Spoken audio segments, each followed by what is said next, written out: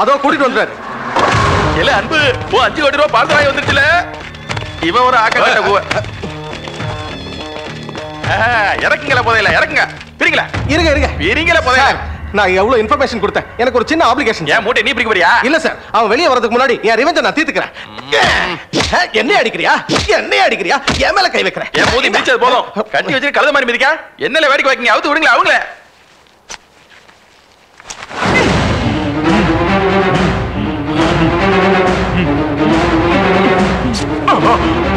இன்னும் கொஞ்ச நேரம் இருந்திருந்தா செத்து போயிருப்பேன்டா. மூடிக்குள்ள நீர் இருக்கா? அவனுக்கு ஊத்தி கொடுத்து அடிச்சு அள்ளின்னு வாங்கடான்னா நீங்க ஊத்தின்னு என்ன அடிச்சு தூக்கின்னு வரீங்களா? என்ன மிதிச்சவன் எவன்டா? அந்த மியூசிக் டைரக்டர் தானா?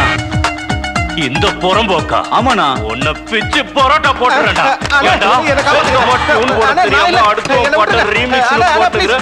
என்ன மிதிக்கிறியா? என்னடா டிராமா? எங்கடா வாய முடியா? அந்த கேடி எனக்கே சுண்ணாம்பு கொடுத்துட்டு எஸ்கேப் ஆயிட்டான்.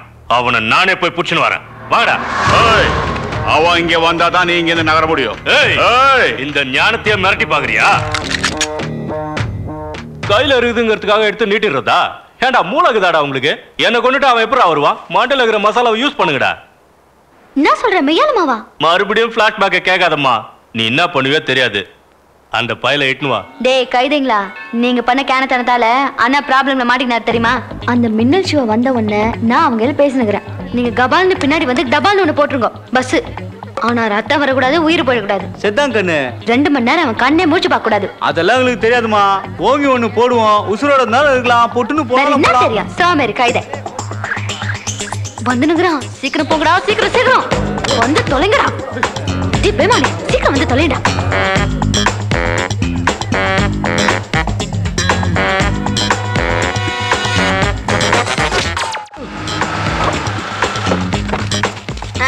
வாங்க ஏத்தன் வாங்க. வந்துட்டான் கேடி போய். கரெக்ட் டைமுக்கு வந்தம்மா. அத விட்டுனா இந்த பேமனை பசங்க உன்ன லாக் பண்ணி வச்சுக்கினானுங்க. வாங்க. கேள்வி கேட்டா பதில் சொல்றதுக்கு அவனுங்க மனுஷங்க இல்லம்மா, காட்டுவாசிங்க. நான் இருக்கறேன்ல, நான் பாத்துக்கறேன், நீ சுமாரு. அகோரி, இது பாரு, இவன் தான் கிங். பல பேர் சேர்ந்து பணத்தால அடிச்சாலும் பலத்தால அடிச்சு ஜெயிச்சிருவான், ஜாகிரதை. ஹேண்ட் ஓவர் பண்ணுங்கடா. இவனோட அலம்பல் இன்னையோட முடிஞ்சதுமா. ஆமாண்ணா. போய் பேமெண்ட் வாங்கிட்டு வாங்க. எல்லாம் 1000 ரூபாய் நோட்டா இருக்கும். ஸ்ராவணி மேடம், இது என்ன பண்றாங்க? ஸ்ராவணிய கூப்பிடுறானே சார். கோயிலுக்கு வந்தவனே எங்கேயோ கோத்து விட்டீங்களே, காப்பாத்துங்க. அண்ணா சரத் மாதிரி இருக்குனா? நான் ஆபீஸ்க்கு போறேன், தயவு செஞ்சு விட சொல்லுங்க சார். ஆபீஸ்ன்றா சரத் பாபு தான். இப்போ எப்படி அவரு? டேய் அகோரிங்களா, நில்லுங்கடா. டேய் Shravani madam. Deal okay sir. Shravani. Sharath, நீங்க எதுக்கு அப்ப கோயிலுக்கு வந்தீங்க? ஒவ்வொரு சனிக்கிழமையும் கோவிலுக்கு வரது என் வழக்கம் இல்ல. இன்னைக்கு அப்படிதான் வந்தேன். திடீர்னு யாரும் என் தலையில அடிச்ச மாதிரி இருந்தது. கண்ணு திறந்தா இங்க இருக்கேன். இதெல்லாம் ஏற்கனவே தெரிஞ்சதுதான்ப்பா. உள்ள என்ன நடந்தது சொல்லு. யாரோ கிங்னு ஒருத்தனா அப்படி என்ன மாதிரியே இருப்பானா? அவன மாதிரி நடிச்சா 1 கோடி ரூபாய் தரேன்னு சொன்னாங்க. எனக்கு ரொம்ப பயமா இருக்குங்க. நீங்க எதுக்கு பயப்படாதீங்க சரத். அண்ணா இவர் மின்னல் சிவா இல்ல சரத் பாபுன்னு சொல்லி இவரை இங்க இருந்து கூட்டிட்டு போயிடலாம்னா? நாம நீ சரத் பாபு மாதிரியே பேசுற. கொஞ்சம் மனுஷனை யோசிக்க விடுமா.